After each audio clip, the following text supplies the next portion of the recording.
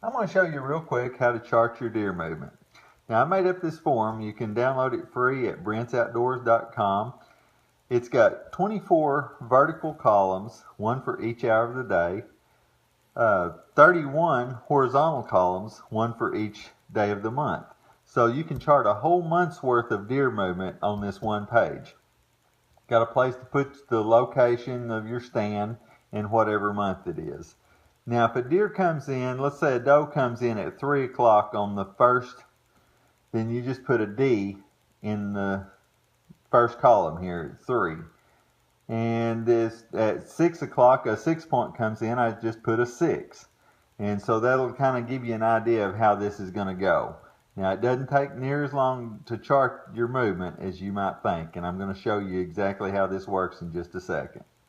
Okay, I realize this is kind of dark here, but you can still see how quickly this will go. Okay, as I'm flipping through the pictures, I see that on the 28th at 7:54, I had a couple of does at my stand. So I come over here at 1900 and put a D. I just kind of hold that place. At 2000, I had another doe. At 2100, I had another one, and then again at 2300. So you just flip on through here. Just kind of keep an eye on the time. There's some more does there at 12:15, which is 2400. Okay, so I'm going to skip on back down to this next one because I'm probably not going to have another buck or anything before that. I just keep flipping through here, looking at my pictures. More does. Okay, at 3 o'clock on the 29th, there was another doe.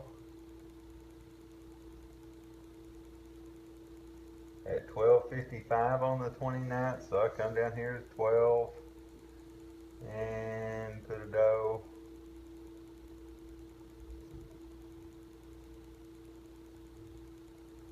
$2:41, there was a doe. 1, 2, doe. 7:43, a doe.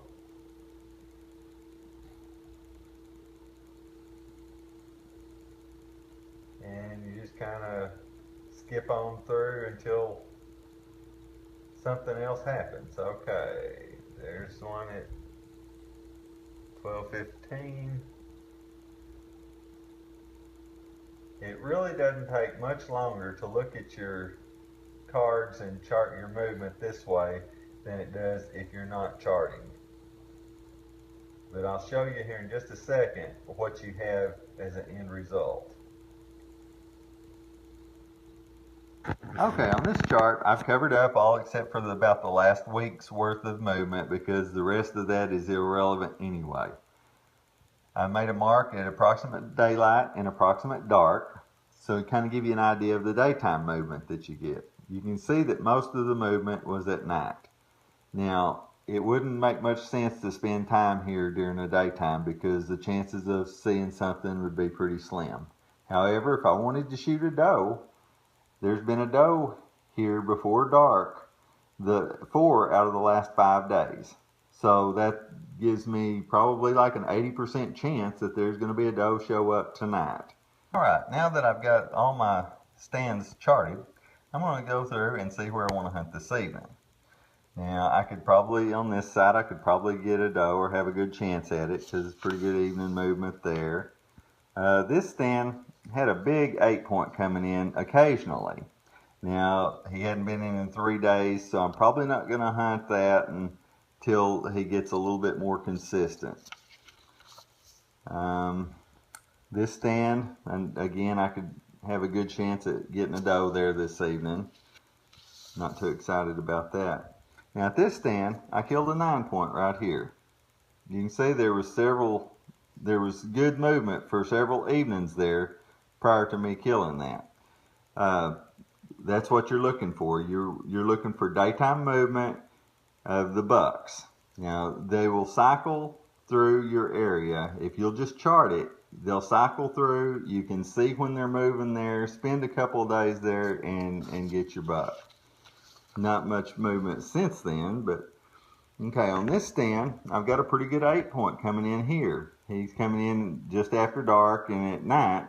Not really in the daytime yet, but he'll probably start cycling through, and then I can focus on him. Now this is a new spot that I've just put a camera on. I've got a good 10 point coming in. One time just before dark, but the rest of the times are after dark. So I'm just going to let him get a little bit more comfortable with that sight until he starts working it in the daytime. When he does, I'll have it charted. I'll be able to see where he's trending and get in there and hopefully get a shot at him. Now I can't stress enough how important it is to chart your movement. The area that I hunt really doesn't have that many deer. Most of my stands have 3 to 5 deer total coming into them. But because I have several stands out with cameras on them and chart my movement, I can focus my energy on the stand that has the most activity at the time. And that's how I'm able to kill so many deer in this area with my bow. When you start charting, you'll see that their patterns change almost on a weekly basis, depending on the food source, the amount of daylight, weather changes. There's constant changes going on. And if you will chart this movement and just watch it, you can see that it trends. And sometimes, even if they're not moving in the daytime, you'll see that they're starting to move closer and closer and closer to late evening. And you can be there right at dark when they come in the very first time. Charting will let you know a lot of other things too. If you've got deer coming in every evening and you go in there and don't see anything, there's a good chance that you've done something wrong. Now if you go in there twice and don't see anything, and the only time they're not moving is when you're there, you can guarantee that you're doing something wrong. You're probably either bumping them when you're walking in, or crossing the trail that they walk in. They're smelling you, something. But it'll let you know that something you're doing is not right and you need to find it and fix it. Now I'm going to address the moon phases. I have tried to correlate the movement that I've seen at my stands with the moon phases for several years now, and there is no correlation. Each stand will have movement depending on where they choose to bed and where they're choosing to feed at that time. Doesn't have anything to do with the moon phases. I think that the people that believe that, they hunt harder during the phases that they feel is going to be a good chance for them, and that's why they have more luck during those times. But when you start charting your movement, you're going to see that it has very little to no correlation with the moon phases. Now I've been hunting whitetails for 35 years with a bow. Don't claim to know everything about them. I don't expect to ever know everything about them. But I have learned quite a bit. And what I've learned, I've put on this website, BrentsOutdoors.com. I hope you'll take a look at it.